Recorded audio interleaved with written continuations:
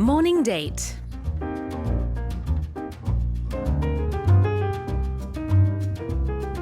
It's time for another edition of Morning Date, where we get to speak with intriguing people from all walks of life. Today I'm excited for our guest who's received international recognition for his work as a soloist, chamber musician and orchestra member. It's Seoul Philharmonic Orchestra's Associate Concertmaster, Wayne Lin. Welcome to the studio, Wayne. Hi, welcome. Thank you. Could you say hi to our listeners and briefly introduce yourself? Yes, I'm Wayne Lin. I'm the Associate Concertmaster of the Seoul Philharmonic Orchestra. I've been a violinist my whole life basically, and I've been living in Korea for the last 10 years and loving all my time here. Yeah. Well, so much to unravel today. Now, you've been very busy recently, and last weekend you were performing in Yeosu, is that right? Yes, I was a friend of mine from school. Started a music festival there 3 summers ago, and I've been going for the last 2 summers. And it's just basically a bunch of musicians from all over the world. We come and play music together. This summer I played 3 pieces: Brahms G minor piano quartet, Schoenberg Verklärte and Bartók Divertimento, which was a piece for the entire group, which was it was a lot of fun. Oh, and did you get to see the ocean from Yeosu as well? Just a little bit. Honestly, we were quite busy. It was basically just we were rehearsing all day and then eating. Right. Yeah. Well, lots of great food yes, there as well, because Yeosu sure. And that whole region there in Jeollado is known for their food and delicacies.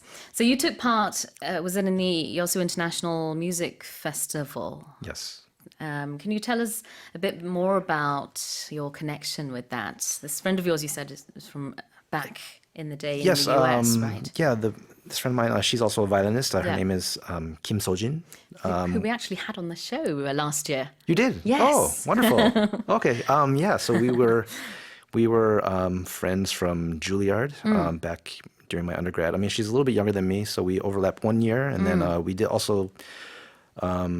We went to some festivals together back when we were young, and we just stayed connected. We have many mutual friends, and 네. So, 예전에 모닝데이트에 출연해 주셨던 김소진 님의 초청으로 여수에서 또 많은 그 바이올리니스트뿐만 아니라 많은 음악가들과 함께 국제 음악제 일환으로 또 시간을 보내고 오셨고요. 연주도 많이 하고 오셨는데 굉장히 바쁘게 전국 방방곡곡 다 돌아다니고 계십니다. 그래서 여수에서부터 이제 여기 일산까지 또 금세 오셨어요. From the tip of the country in Yeosu right here to Ilsan. You took a really long journey, so to speak. Although you didn't travel today, but right, yes. So you've been traveling all across the country, obviously. So thank you once again for coming to our studios today. Now let's talk a bit about your official title. You are the Associate Concertmaster of the Seoul Phil. So what is, first of all, an Associate Concertmaster? Well, the concertmaster, I would say, is like the kind of the musical leader and like kind of representative of the orchestra. I would say, I guess from the audience's point of view, they probably see that we sit kind of in the front middle of the orchestra, and we get our separate bow. We come in, the orchestra first enters, and then we come by ourselves right after, and then we tune the orchestra, and then the conductor comes on and shakes my hand. I think that's probably what the audience thinks that the role is, but I think I sort of see the concertmaster as being kind of a we kind of every week we have different guest conductors, and I think my job is to kind of be a bridge between the conductor and a musical bridge between the conductor and the orchestra, just to make sure that first of all that rehearsals are going well, that we can kind of understand like kind of the musical vision of the conductor, and just to kind of just keep everyone like focused and like just understanding what exactly that the conductor wants, and with the goal of just making the best concert that we can. So And you are literally the master of the concert in many ways. I wouldn't say that, but I guess I guess the concertmaster kind of has to set the tone. Yeah. Set the tone for the orchestra and the rehearsals. And it's always a violinist. Yes, it's always a violinist. But then of course we also have other principal players in the orchestra, and we kind of work together again to just make sure that everything is working and that we're all on the same page. Right. 그래서 이제 공식 타이틀이 서울시립교향악단의 부악장이신데요. 악장, 콘서트마스터라고 하면은 보통 이제 첫 번째 제일 바이올리니스트이기도 하고, 그 다음에 지휘자 선생님과 이제 따로 악수를 하죠, 보통. 그리고 입장할 때, 퇴장할 때도 이제 제일 먼저 입장을 하고, 제일 나중에 제일 또 먼저 퇴장을 하기도 합니다. 그 전체 연주를 해주시는 분들 중에서. 그리고 이 컨서트 마스터의 역할은 또 튜닝을 할 때 보면은요, 그 제일 바이올리니스트인 컨서트 마스터가 일어나서 이제 사인을 주면은 뭐 오보에를 하시는 분이라든지 아니면은 직접 그 A 튠을 해서 전체적인 튜닝을 할 수 있도록 도와주는 역할을 하고 계십니다. So you're in charge of so many things as you just mentioned there, and I wasn't able to summarize every single one of those, but from the viewer's perspective. You're the person who's in charge of the tuning as well. That's always fun to watch, actually. Yeah. Though, it's not like I actually tune everyone. No, there's of all course. professional musicians, so we all you're like tune. the director, really. Yeah. Everyone knows how to tune their instrument. Yeah. Just make sure that we're all doing it. I guess coordinating it. 네, 그렇습니다. 그래서 사실은 이제 지휘자 선생님 다음으로 가장 중요한 역할이다라는 말이 나올 정도로 이제 보통 악장 얘기를 하면은 단순히 그냥 바이올린 그 제일 앞에 앉은 분을 말하는 게 아니고요. 실력면으로는 당연히 바이올리니스트 중에서 제일 연주를 잘하는 바이올리니스트고, 그 다음에는 또 다른 역할들을 굉장히 많이 수행해야 되는 게 바로 이 악장이 되겠습니다. Now, it's not just what you do as a member of the orchestra, but to be a concertmaster, you also have to be the best violinist out of all the violinists in that orchestra as well. So obviously the people at the orchestra had that in mind when they approached you about 10 years ago. Tell us how that started. Well, I graduated from school, from Yale School of Music in 2006, and after that, I was kind of living in the area between New Haven and New York, and kind of I guess gigging, freelancing. And during that time, I did 1 year as concertmaster of the New Haven Symphony, and I also started playing with the group, the Sejong Soloists, who actually perform quite a lot in Korea. Yeah. And so I was performing with Sejong Soloists then in Korea in the summer of 2008.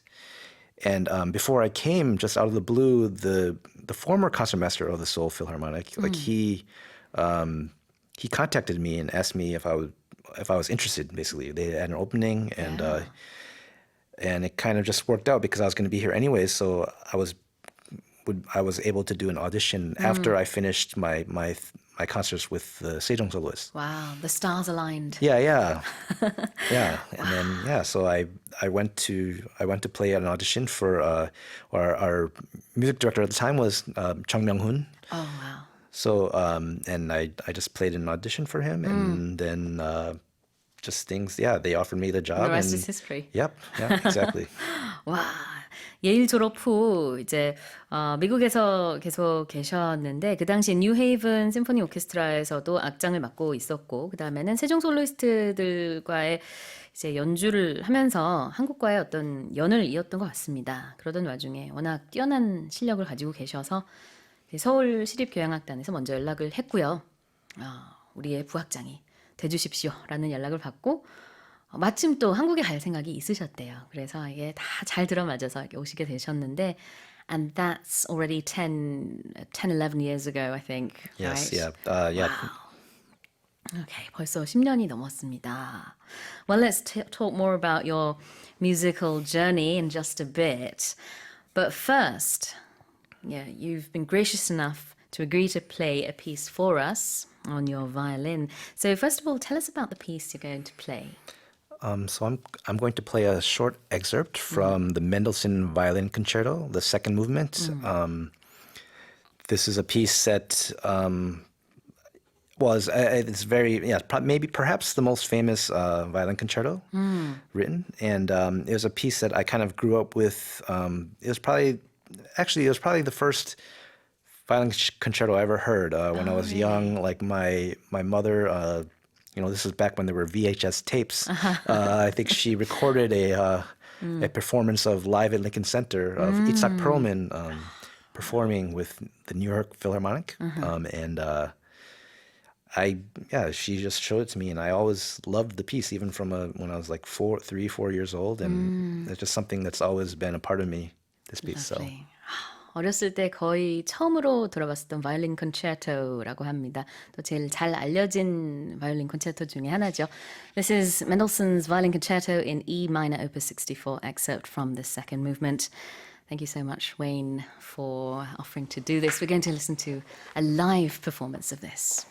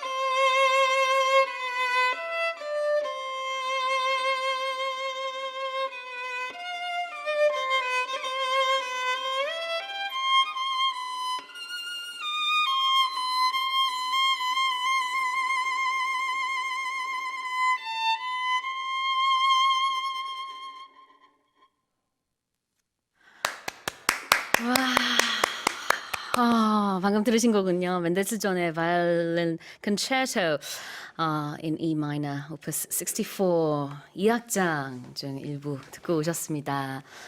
웨인린 부학장님의 라이브 연주로 방금 들으셨습니다. Thank you so much for that. Oh, my pleasure. How beautiful. Thank you. Does that take you back to your childhood? Well, I don't know if it takes me back specifically to my childhood, but I mean, because I've been, I've learned and studied that piece throughout my life, and Yeah. But I mean, yeah, I mean, I guess now since I talked about it, that, like, yeah, I definitely can imagine, just watching that video with my mom. And, Yeah. 어렸을 때 이 곡을 이제 그냥 영상을 통해서 봤던 그 기억도 많이 난다고 설명을 해주셨는데요. Did your love for music and the violin start very young? Is it in your genes?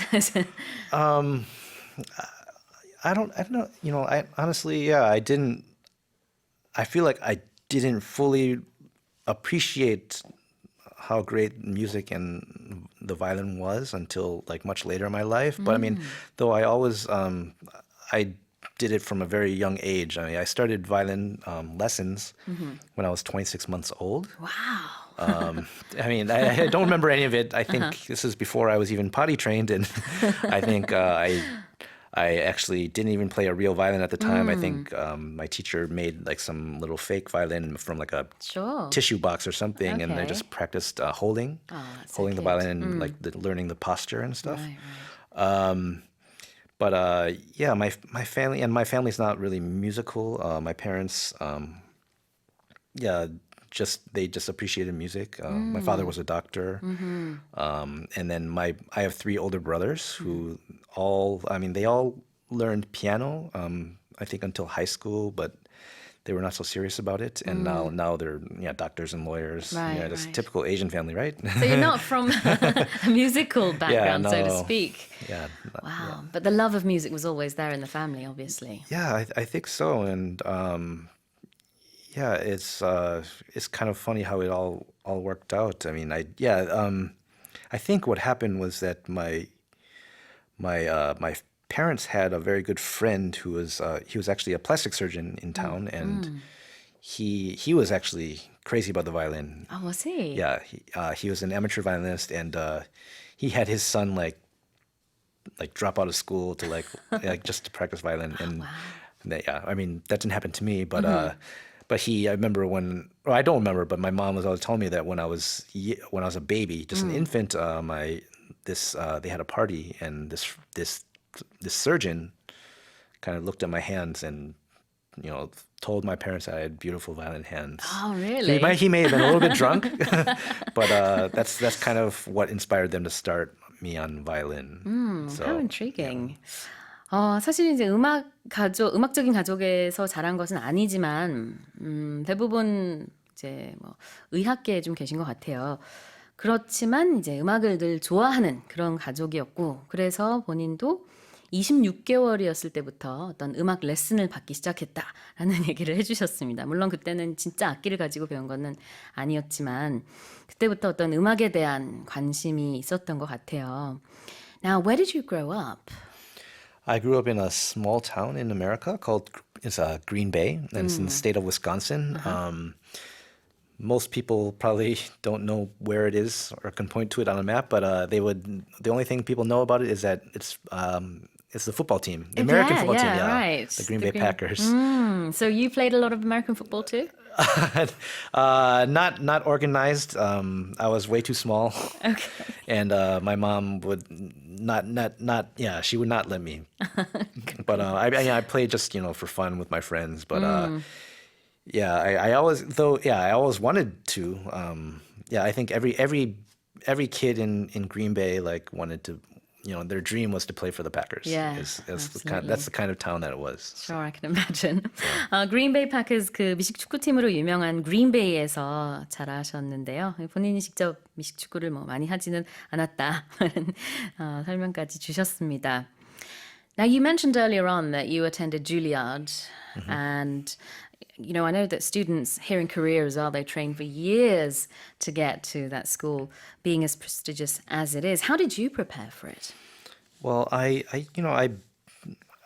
don't know if I don't think I really prepared for years. I mean, I guess I was pretty serious about violin, but not that serious. I didn't really think about a career or anything probably until maybe junior or senior year of high school.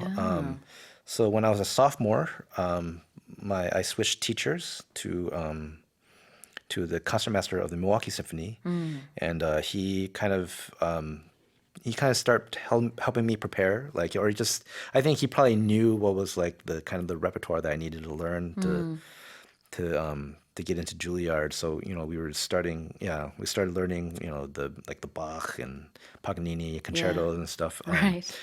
that I needed. And then he just then I think my junior years was maybe midway through my junior years was when he started suggesting that maybe I should audition for Juilliard. And then so we just I just started, I guess, preparing with that in mind. Right.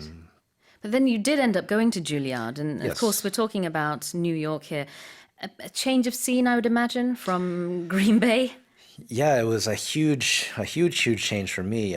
Just first of all, obviously going from a tiny town, you know, of Green Bay, then being just thrown into Manhattan, in the middle of Manhattan, was a huge change for me.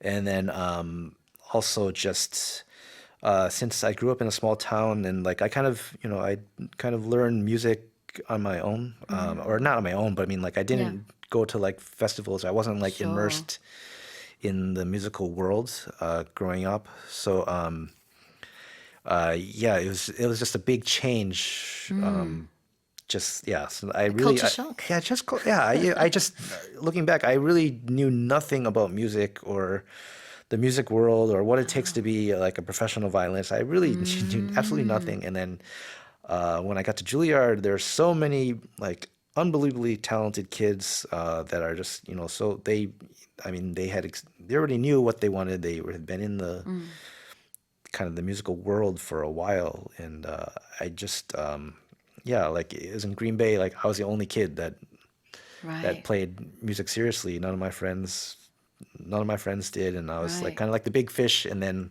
you go to Juilliard, and you know, it's just feel like So many other big fish. So. yeah. I felt like I barely knew how to swim. Wow. So Was that a bit overwhelming, but reassuring at the same time?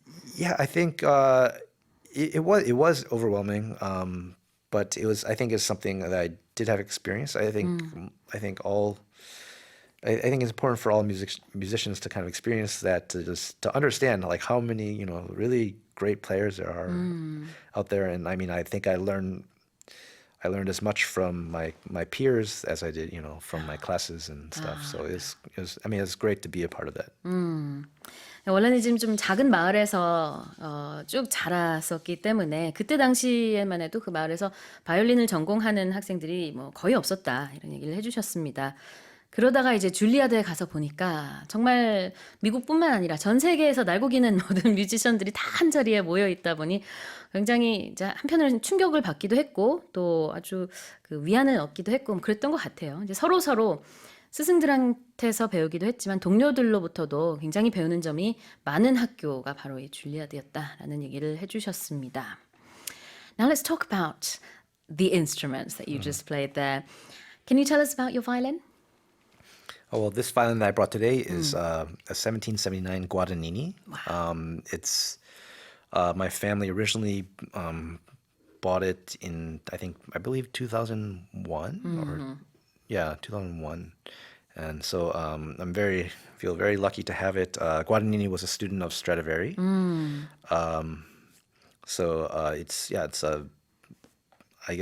This violin is a part of me, I would say. I mean, I do also have another violin that I play on as well. It's a modern instrument. Right. But this one is special. And Yeah. Do you let people touch your violin? yeah, sure. You do? I mean, I mean, I think I would not. I don't let my kids touch it. I make sure that but people, I would.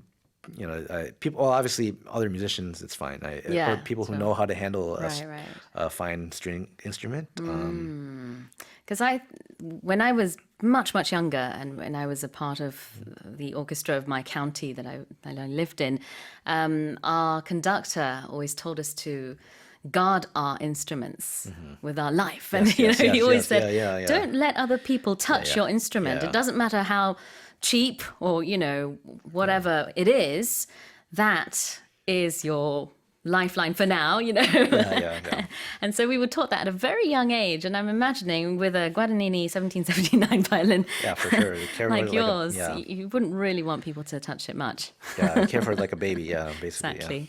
그렇습니다. 굉장히 귀한 바이올린을 오늘 가지고 오셨어요. 1779년 과디니니 바이올린이고요. 이 과디니니 같은 경우는 스트라디바리의 제자이기도 합니다. 그래서 세상에 이제 몇 개 없는 그런 귀한 바이올린이고요. 오늘은 또 이렇게 EBS 스튜디오를 들고 와주셔서 너무 감사합니다. 저도 눈호강, 귀호강 하고 있습니다.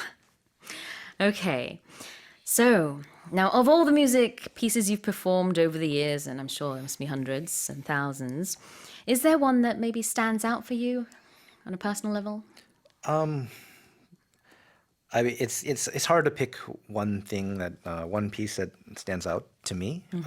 But I guess one piece that I guess I play a lot because well, it's very beautiful first of all, and it's just whoever I play it for, even people who don't know anything about classical music, you know, they can appreciate it, and it would be it's Meditation from Thais by Jules Massenet. This piece is just something, I've played it a lot since I was young, and I think it's something that I just always felt very connected to. I think, especially since it's from an opera, I think it has a really vocal element to it, and it's like it's a chance for me to really sing with the violin, and it's I suppose, well, I guess we didn't talk about this, but like my father actually passed away very young when I was 9 years old, and this piece was something that I played a lot. I think after he passed away, and so I think it just has a lot of special. It brings a lot of special feelings for me, and I've just played it a lot. I suppose over the years. So. Do you play this for your wife every now and then? I wonder. It's a very romantic piece. Well, I mean, my wife is a violinist too, so Yes. she's probably heard it enough that she doesn't need to hear me play it more. I mean, but she has heard me play it plenty of times as well. So. Well, it'd be lovely, of course, for you to play it for us, our listeners. I'm sure very much looking forward to that. 주스 마스네의 Meditation, 그 오페라 타이스의 곡이고요. 이 제목을 모르더라도 아마 영화에도 많이 삽입이 됐었기 때문에 한 번만 들으시면 이 곡 하고 익숙하다 생각하실 것 같습니다. 이 곡이 또 이제 개인적으로 많은 의미가 있다 이렇게 설명을 해주셨는데 오늘 또 직접 라이브로 연주를 해주신다고 하셨습니다. 청해 듣도록 할게요.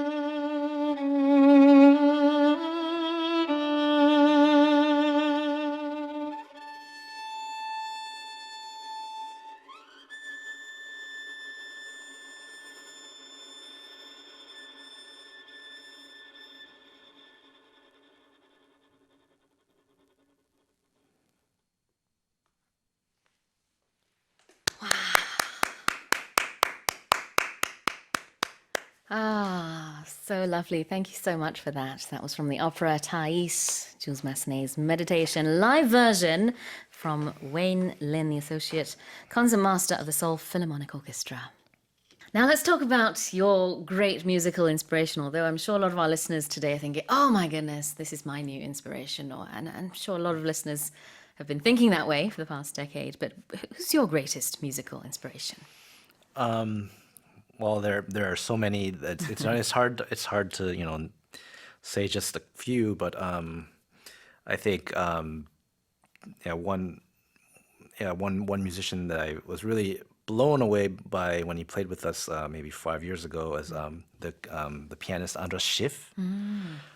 Just incredible, just I mean technically obviously he's incredible, but then also just the soul and this just all the meaning and depth in his music is really yeah I unmatched. I've never seen anyone play anything like that. Wow. And I think also growing up I was a big fan of Yo-Yo Ma, also and Itzhak Perlman, Yeah, sure. and of course I've been fortunate to have studied with many great teachers as well, like my teacher at Juilliard was Glenn Dictorow, the former concertmaster of the New York Philharmonic, and then my teacher at Yale was Peter Unjin, who was the former first violinist of the Tokyo Quartet, and I think it was I was lucky that I had two teachers that had just absolutely beautiful sounds, and just to have kind of grow up with that and have that in my ear, I think was a big inspiration as well. So. Yeah, well, that's lovely. I mean, I'm sure a lot of our listeners, especially our younger listeners out there today, will be adding your name to that list as well, amongst the musical inspirations they look up to. And now, when you're preparing for a concert, I would imagine that you're extremely busy, not just preparing, but there's so much that goes into what we call preparing. What does your day-to-day look like? Well, when I'm playing with the orchestra, we usually each week maybe we have one program that we rehearse, and for like one or two concerts that week. So we usually have like 2 days or 2 or 3 days of rehearsals. So like from the morning until the late afternoon. Wow. But then on top of that, I practice. I feel like I didn't need to practice a lot. I probably practice at least between 2 and 4 hours on top of the rehearsals. Wow. Do you get any sleep? Probably not enough. Yeah, I'm sure if I ask my doctor, it'd probably say not enough. But yeah, I just feel the need, like I had to practice. It's like people who exercise a lot, they feel like they need to exercise in order to feel good. I need to practice in order to feel good and healthy on my violin. So Really? 운동하는 사람들은 이제 운동을 해야 내가 뭔가 좀 몸이 좋아지는 것 같은, 좀 유지가 되는 것 같은 기분이 들듯이 바이올리니스트로서 웨인 린 씨는 연습을 이렇게 하루에 몇 시간씩 해야 좀 뭔가 유지가 되는 그런 느낌이 든다고 하십니다. 물론 이제 최정상에 계시기 때문에 또 그만큼 연습도 많이 하시고 준비도 많이 하시는 것 같아요. Now, let's give some advice to the students out there, prospective, I don't know, concertmasters or violinists. How many hours a day do you think they should be practicing? Well, that's a tough question It is, right? To answer. Yeah, of course, it depends on the age. I mean, obviously, if a kid, I don't think you want a kid who's like 5 years old to be practicing too much. Right. And they probably don't have the attention span for it. But I think, once you're in middle school or high school, like I would say anywhere from maybe 2 to 4 or 5 hours, depending on just kind of how focused you are during the Sure. practice session, and also just how efficient you are. I mean, Is that how many hours you spent practicing? yeah, when I was growing up, I did about 2 hours a day, maybe between 2 and 3. Every single day? Yeah, every day, Wow. basically. That couldn't have been easy. Yeah, there's definitely, I was a pretty normal kid growing up, and I wanted to like go out and like play with my friends or play football or Right, or right. go to movies or whatever. But I somehow manage to do it every day. I mean, I can relate just a little bit to that Yeah. because just as a child, when I was very young, I used to play an instrument, the cello, and I practiced every day for that. It was sometimes great, sometimes a bit tedious, Yes, and of course, yeah. you have your ups and downs. But then, what I loved the most was orchestra rehearsals. I loved that. Yes, me too. The moment all the instruments come together, there's nothing that could really describe it. And I felt that as a child, Yeah, a that's amazing. 10-year-old kid. That's amazing. Yeah, I can only imagine what it must be like for professionals who do that on a daily basis. Yeah, I mean, I think I had a great love for orchestra from a very young age. So, and I still, yeah, I think it's, I love playing, getting together with, colleagues and friends and making music together. Yeah, because violin and also cello, sometimes it's hard to play. There's not that many things that Especially with the you can cello. play just by yourself that like maybe, Yeah. yeah. But the magic of when everything comes Yes. together. And when it really, it's- Yeah, I when, mean- when it really works well, then it's there's not much that's better. Wow, you're really taking me back to those years. Now I want to play the cello again. Do you ever get stage fright? Yes, I think so. Yeah, I think it's a normal thing. I mean, I think if you care about it, then you're gonna get some stage fright. Right. And I think just as you get older and more experienced, you kind of learn how to manage it. And I find that just being prepared. Wow. I mean, just to be prepared and prepared in the right way. Just. Yeah, it definitely helps. Obviously, getting experience. I mean, I think 10 years ago when I started this job, I was definitely very nervous for every single concert. But now don't you after- also enjoy a bit of that stage fright or that sort of, tension? Yeah, of course. Yeah, I think to be a great performer, I think Yeah. you do need that little bit of that edge. Right. You definitely.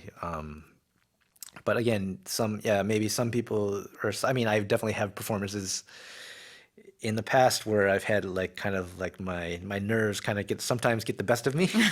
But I think just with experience, you learn how to manage the nerves. And enjoy every bit of that as well. All right, well, please tell us about some of your upcoming projects you have personally or even with the Seoul Philharmonic Orchestra. So on September 5th and 6th, on September 5th, we have a concert at Seoul Arts Center at 8 p.m. And also we're playing the same program on the 6th at Lotte Concert Hall. The conductor that week will be Manfred Honeck, and the soloist will be Christian Tetzlaff, who's actually I forgot to mention him. He's actually another Musical inspiration. Musical inspiration, yeah, an amazing violinist. And we'll be playing Beethoven Violin Concerto, as well as Mahler First Symphony. So very exciting program, fun program, and absolutely beautiful. I'm really looking forward to it. The conductor Manfred Hodeck I've never worked with it before, but I've heard. He's very respected in our field, in our world. Sure. And I think he's considered one of the really top class conductors. So I'm really looking forward to this concert. 9월 5일 목요일인데요. 저녁 8시에 예술의 전당에서 공연을 하고요. 9월 6일 바로 다음 날 금요일 저녁 8시 시간은 같고요. 장소는 다릅니다. 롯데 콘서트홀에서 연주를 하게 됩니다. 더 자세한 사항은 서울시립교향악단 홈페이지에 들어가셔서 확인하시면 될 것 같고요. Well, a lot of our listeners, I hope, will go and check out this concert, either one of the two or both. In fact, that'll be fantastic as well. There's another concert coming up around the end of the month too, right? Yes, on the 20th at the Gwanak Culture Center. Our orchestra is also going to be playing a small program with our associate conductor. It's with Wilson Ng. And it's a free concert. I actually will be playing the Mendelssohn Violin Concerto really? for this program. So I'm looking forward to it. Of course, again, one of my favorites. It's a free concert. So if you have time, I'd be happy to see you there. Yes. 9월 20일 금요일 저녁 7시 반에는요. 관악 문화관에서 무료 공연을 또 서울시립교향악단이 한다고 합니다. Well, that was fantastic. Thank you so much for your time Thank this you. morning. No, thank you. It's a pleasure. All right.